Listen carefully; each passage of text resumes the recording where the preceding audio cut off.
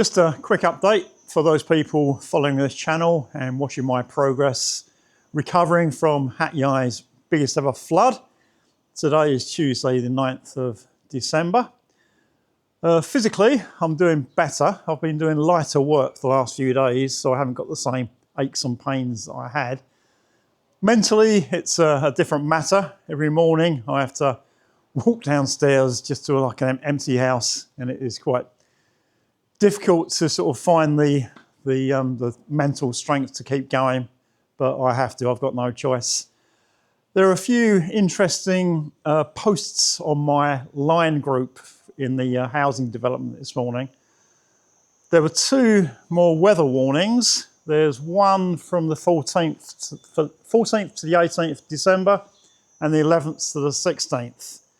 Warning of heavy rain and more flooding. The municipality came in for a lot of criticism for the recent flood. First of all, they told people there wasn't going to be a problem. And when they eventually told people, it was far too late. So a lot of people didn't have time to prepare and evacuate. So now it's gone the other way. If there's a sort of, slight chance of a problem, they're telling people.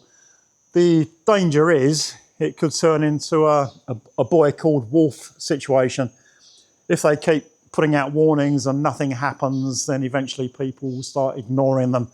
Then when another big problem comes, they'll ignore that warning as well.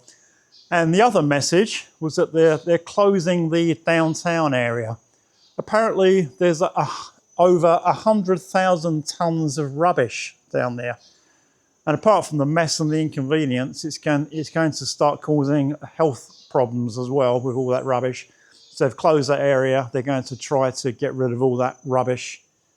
My wife has gone back to school, although she's not teaching, she's just cleaning up, and the kids have gone back to school as well. I'm back to doing clothes laundry every 2 days, as I usually do, but at least we've got our washing machine back, so I can do that.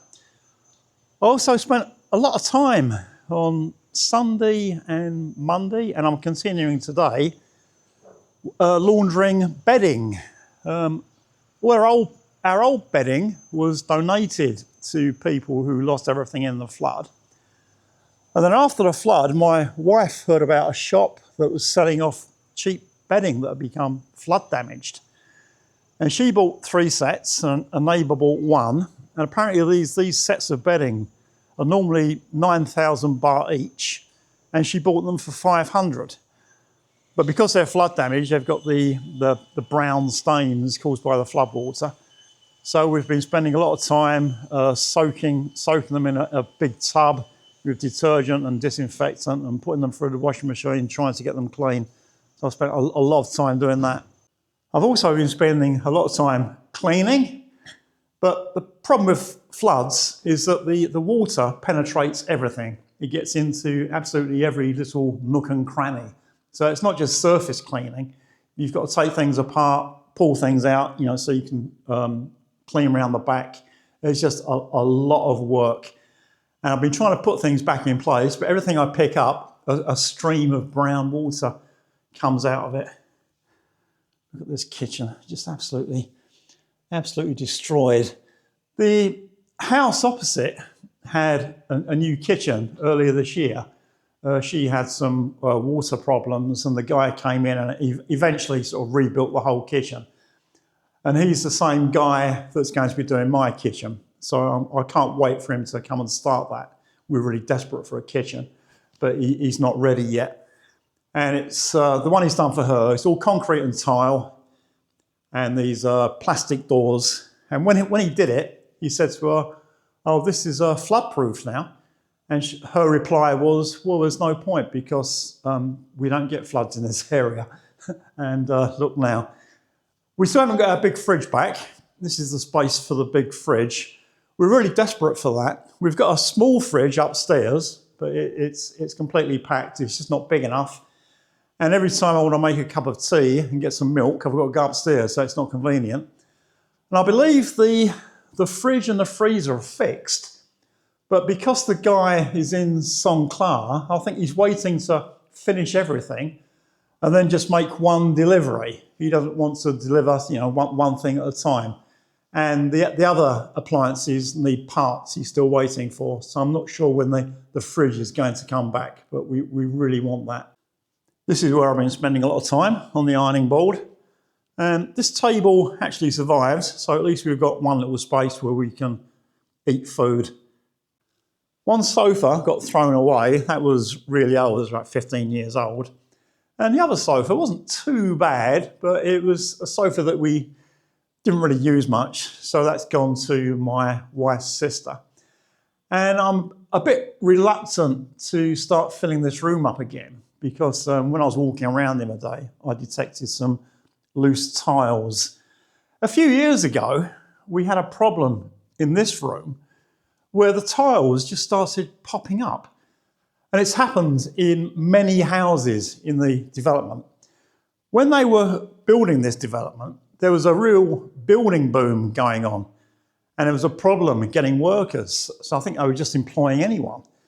And the guy that did the tiling here apparently didn't use the right cement. There's a special type of cement to use with tiles. So a lot of houses have got the problems where the tiles just pop up. And that was a major disruption as well, because we had to remove the kitchen to do the tiling and then put it back in. So that was a sort of big disruption for a couple of weeks. And I was quite surprised that we'd had a problem in that room, but not this room. So we didn't bother doing anything in this room.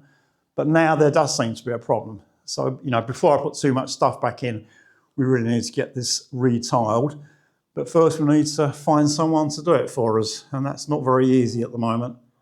Up until the 24th of November, we still believed that this house would never flood. On the morning of the 24th, we realised that we could be wrong, so we started to prepare. But we still believed that the water wouldn't be that high when it came into the house. So we put things on countertops, thinking they'd be safe. And things like power adapters, I didn't unplug because I didn't think the water would get this high. Well, it did. So those power adapters are now no good. These two of my two security cameras up there. So I've ordered some online, and they should be here a bit later this week. So that's something else I've got to do. The same thing applies here for my wired LAN. So here's the Ethernet switch that sends the internet all around the house, and I didn't unplug the adapter, so that's another adapter I've ordered to get the internet working again. Hopefully that will be here within a few days. Even things like my toolbox, I wasn't expecting the water level to get up this high, but it did, and it flooded my toolbox. So I spent quite a lot of time on Sunday just taking everything out, cleaning it and putting it back again. There's always like little jobs, but they take a very long time. So that's where we are at the moment. Every day I'm doing laundry, I'm cleaning things, I'm trying to make the house a bit tidier, but I'm really dependent on other people. I need someone to rebuild the kitchen, someone to tile the other room, and I need that repair guy to bring all my appliances back. And additionally, I have car problems as well. When I brought the car back from where it was parked, we still didn't have any electricity, and my phone, my camera and power bank and lots of things didn't have any power. So I plugged a lot of stuff into the power outlet in the car to charge them. And that brought about a battery light that won't go out. And I think that also threw the check engine light. So I need to get the car sorted out. But the local dealership are just inundated at the moment with people who need repairs done, mostly flood repairs. So not a great situation. We're making progress, but it's very, very slow and steady.